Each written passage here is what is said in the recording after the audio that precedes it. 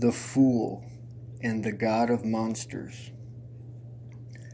This is the story of the fool, he who ventured out into the world without fear, as well as without knowing any of the world's laws or dangers, and without considering the world itself and how and of what makes up the world. The fool figures to find out along the way, about all ways, and to each their varying degree.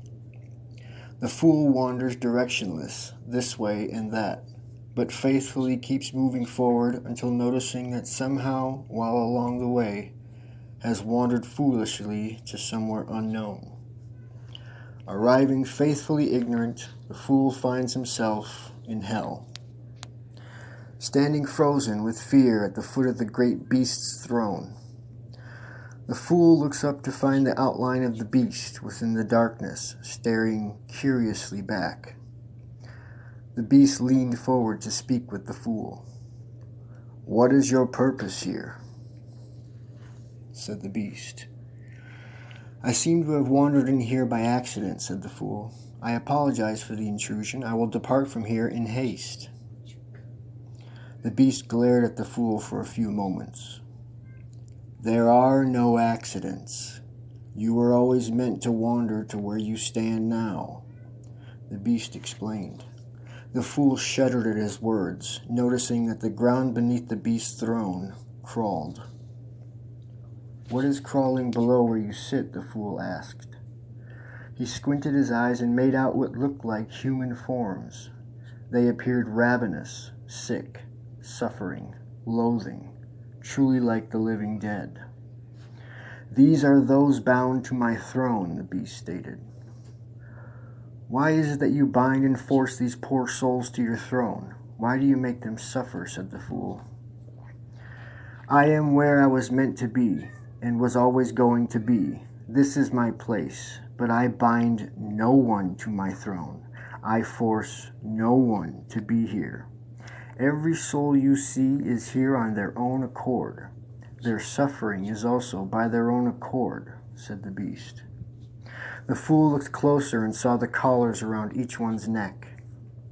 "How can you say you don't force them here when they are chained to your throne?" "Fool!" bellowed the beast. "Look closer at the collars they wear, the collar each bound themselves with. Each one is large enough to slip their own heads out, but chooses not to. I am keeping no one here against their will.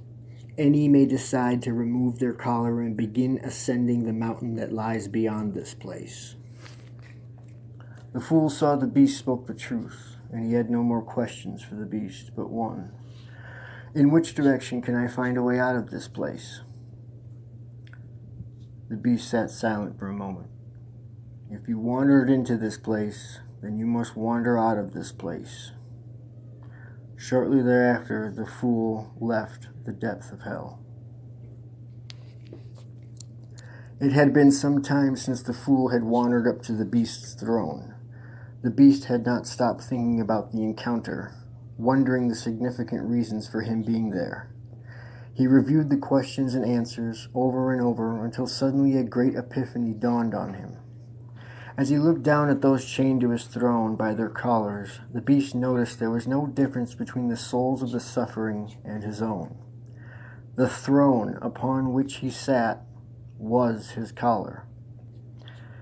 And like the poor souls, he too was there by free will.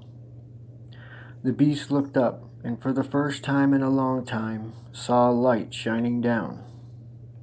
That was the day the beast removed himself from his collar and began the long journey up the mountain. The Fool and the God of Monsters.